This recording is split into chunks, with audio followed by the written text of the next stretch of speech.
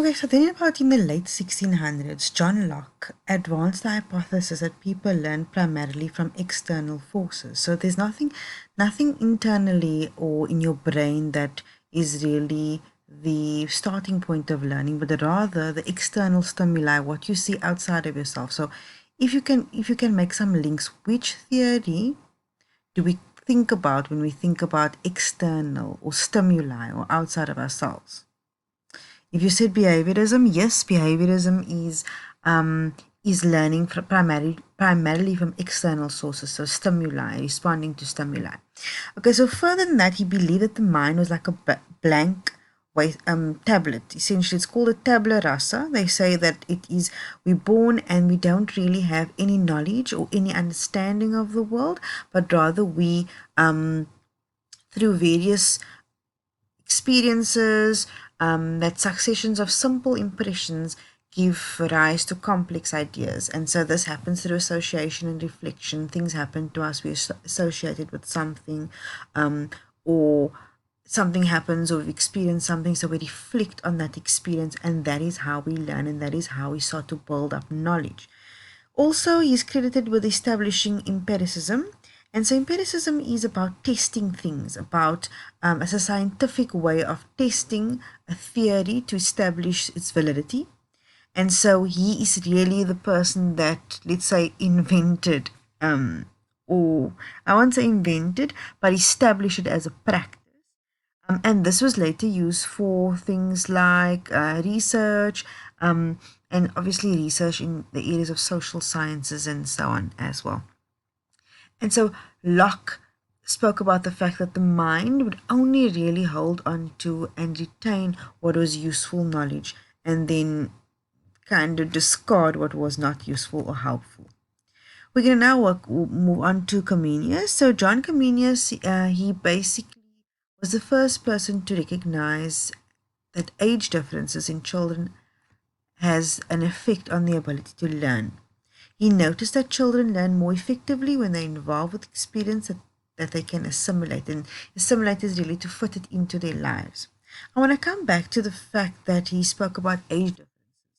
Age differences do have an impact on what children can learn. You cannot rush a child in the process. They're an age where they're learning about maths.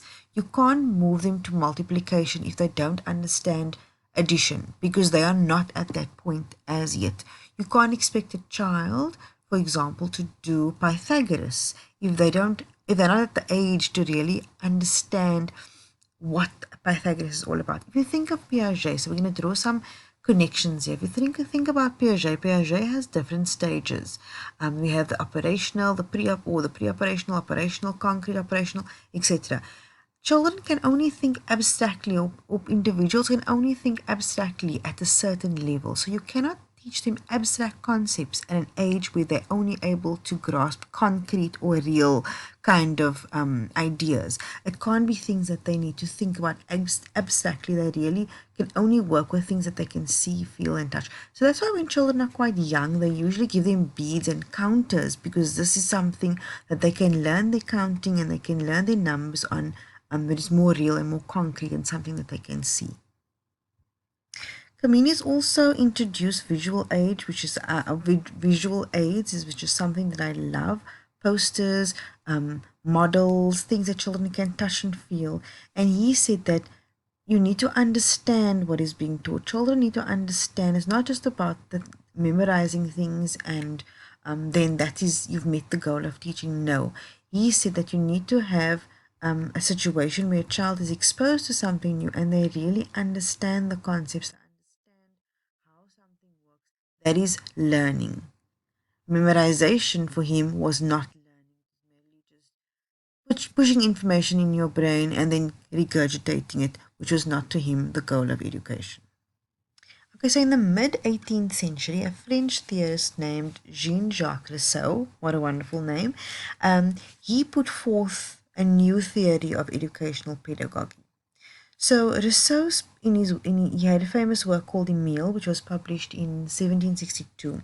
He explained his views on the benefits of health and physical exercise. Now, if you think about this, how relevant is that in our education system? If you think of what is it called, PE or PT, The effects and the importance of physical education on the developing brain, on the developing body of a child is essential to them performing academically. If you know about gross and fine motor skills, gross motor skills help with the development of fine motor skills, and fine motor skills are used to hold a pen, to write, to draw, to read. Those are essential milestones sorry, I shouldn't say milestones.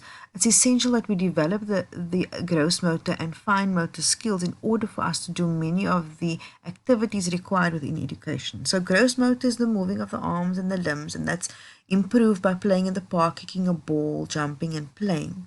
If that is worked on well enough, it will help with the development of your fine motor skills, and that is picking up the pencil, putting the beads into the bottle, tying laces, unbuttoning and buttoning your clothes.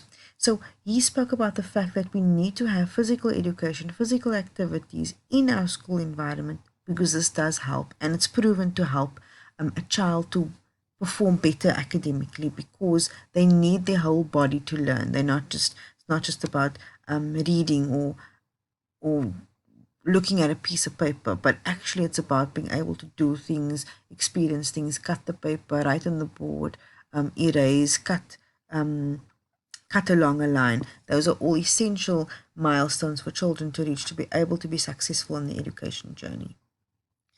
It is so further believed that knowledge acquisition or learning things occurs through experience. So he was really about experiential learning, and that you can't just say something is a fact without proving it. So he said he encouraged reason, giving reasons for things, for investigation, for checking out something and understanding if it is valid, rather than just accepting that it is so.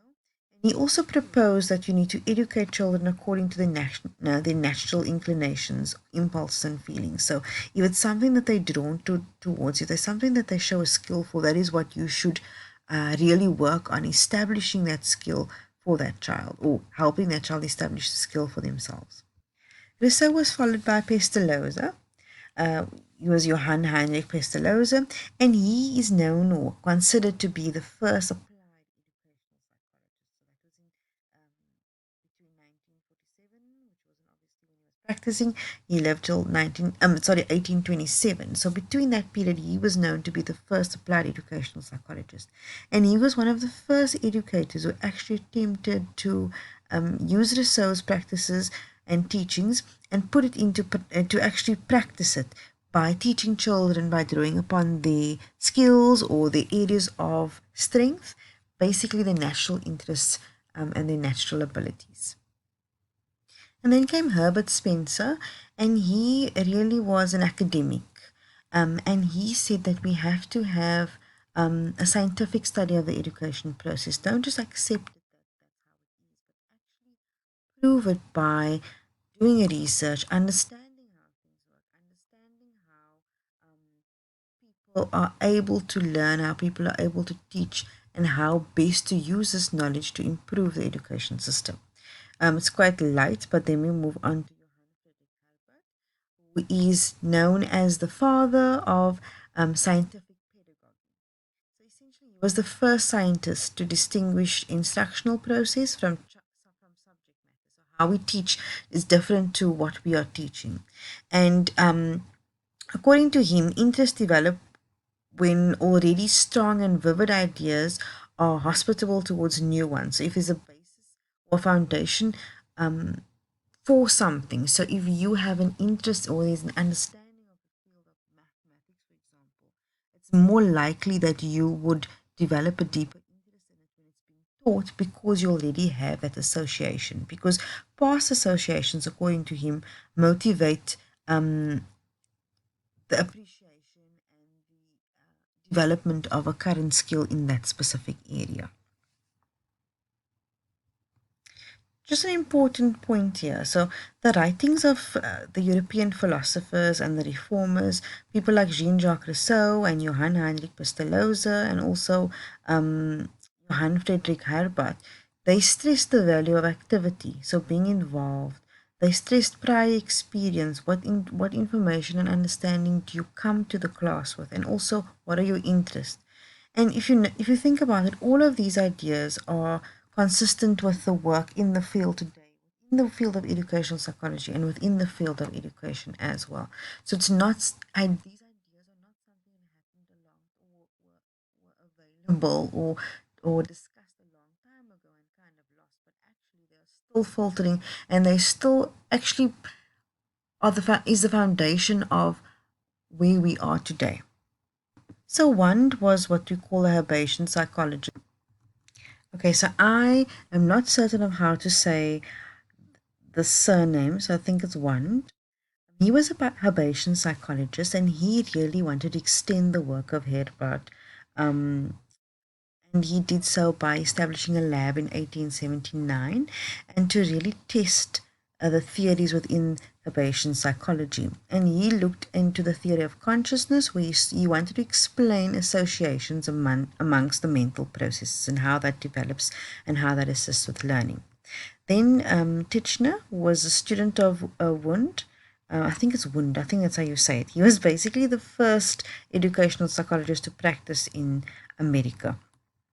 And he really sought to focus on higher mental processes and how a concept is formed. And he argued that introspection, or looking internally, is a valid form of interpreting a great number of feelings and thoughts and ideas as well.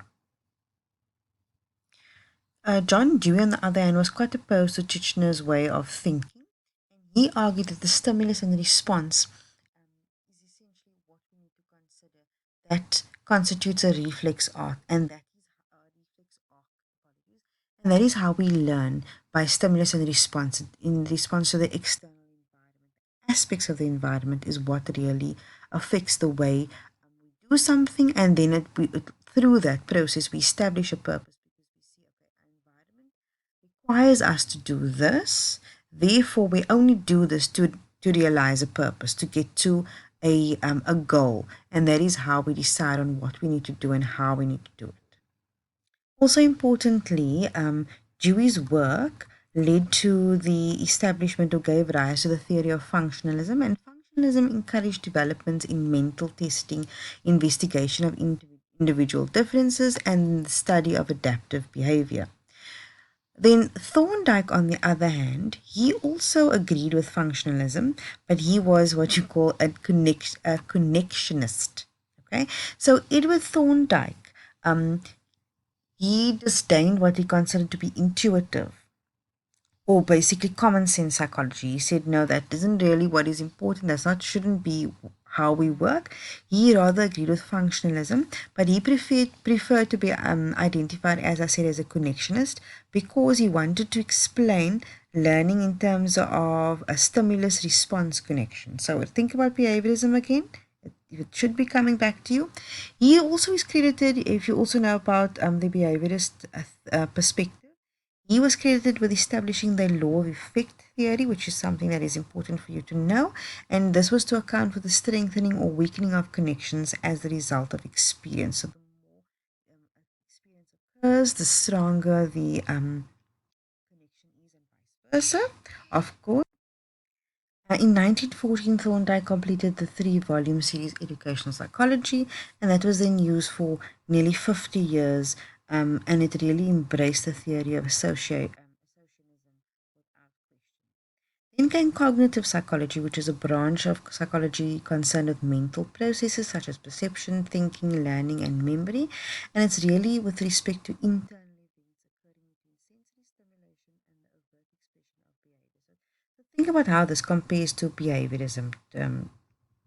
What is it similar, or is it opposite? And that's something that you need to connect for yourself. And so by the 1950s, the cognitive views of learning gained real credence. Yeah, it gained quite ascendancy over the stimulus response approach. And now questions pertaining to the role of mental phenomena in learners and development were resurrected. So you can see how this journey has really been quite interesting, and various perspectives have come into play. So it's important for you to understand this, because as we progress, you'll be starting to be able to pick up the various work of the various theorists. I hope this video was helpful and takes you through the 100